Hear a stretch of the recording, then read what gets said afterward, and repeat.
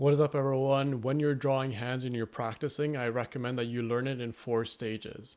In the first stage, we're going to simplify down as much as possible and isolate, right? And then we build up complexity on top of that.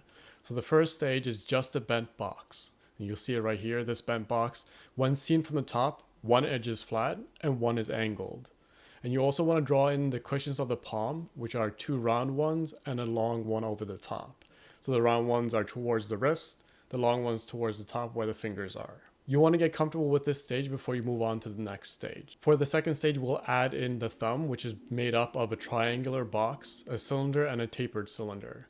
The cushions move around, right? So when you move your thumb, the one cushion that's connected to the thumb will move around. Like, look at your hand, make sure you pay attention to that because that's very useful to understand. Practice at different angles, get comfortable with this stage, and then move on to the next one. The third stage of drawing the hand is the mitten stage of drawing hands. This is the complicated one. This is when things get kind of hard. During this stage, we're trying to group fingers together, right? So we're trying to simplify down.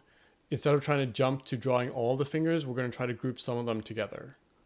This is a tricky step, so avoid foreshortening, right? So foreshortening is when a finger is moving towards you, you see less of the length of it, right?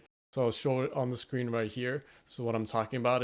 Try to avoid fingers that are in these weird perspectives that are very difficult to draw at first, right? Try to go for more simple hands. Fashion photography is great for this. Like if you're looking at hands that are very relaxed and very open, the fingers are easier to draw. Start there and then learn the more complicated ones as you go. Practice individual fingers at this stage. Take some time in your sketchbook, just draw individual fingers, and the individual fingers are made up of 2 cylinders followed by a tapered cylinder, right? And the bottom one, the one closest to the hand, will be longer than the one at the top. For the fourth stage, we're adding in all the fingers, but I recommend you use the mitten stage as guidelines. So draw in the mitten very lightly and then add in all the fingers.